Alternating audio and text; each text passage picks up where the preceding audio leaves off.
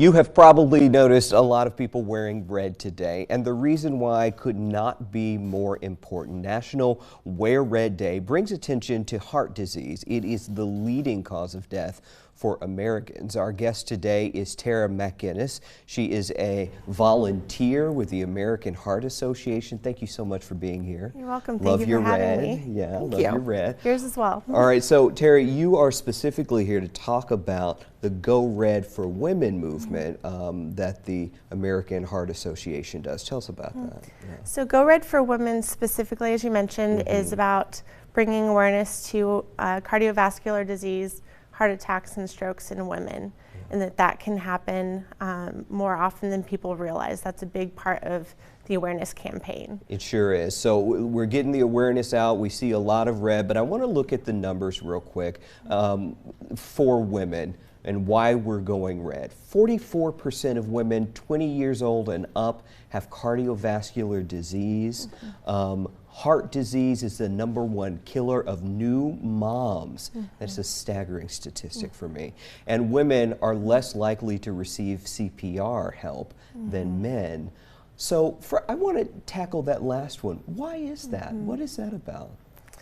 I think the biggest thing is that there were beliefs for a long time that women were healthier than men, that they took better care of themselves, and the assumptions just fell in line with that women were less likely to have heart issues and were less likely to have strokes and therefore less likely to need the attention that perhaps men did. And women are less likely to be used in studies to help prevent and even cure some cardiovascular diseases. So let's talk a little bit about the challenges that women face. We saw those statistics.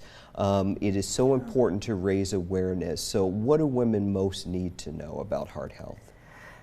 I think the biggest thing that they need to know is that what's seen on the outside is not always what's going on in the inside, that there could be a lingering heart issue, or there could be something that's underlying that's causing perhaps a stroke to happen in the future.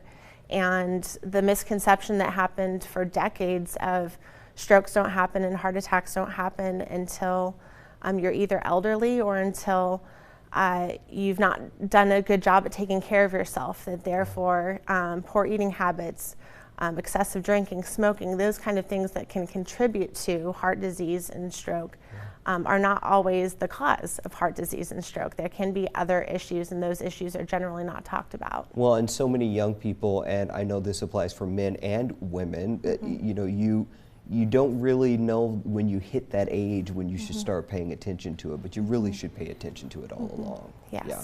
All right, so I want to talk a little bit about your personal story. You are a stroke survivor, and we have some beautiful images of your family. There's you and your husband. Aw, such a cute kiss. You had strokes when you were an infant, up to 5 years old. There were no symptoms of it. Doctors didn't know that was happening, neither did your parents. There's your husband. He had a stroke when he was about 23 years old. Yes.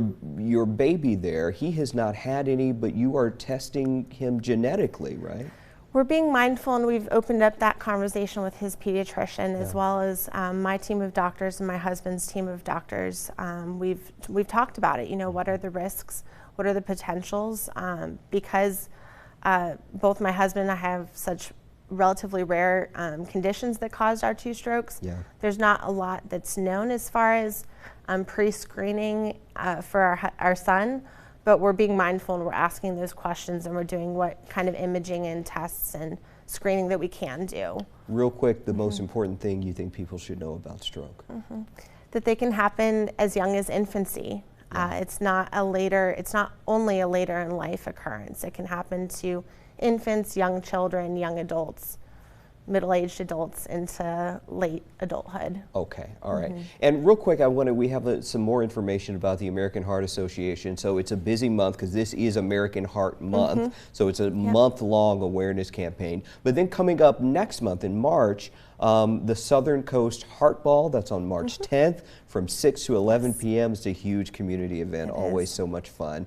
And then if anyone wants to donate, help out, get more information, that QR code, you can scan that. That'll take you to the proper website. Or if you want to donate, you can text Savannah AHA to the number 71777. All right, there you go. Tara, thank you so much. Thank you for this opportunity. This is wonderful, and I'm glad more people are getting to learn about heart disease and stroke in the process. I am too. Yeah. I am too. Thank Thanks you. so much. Tina?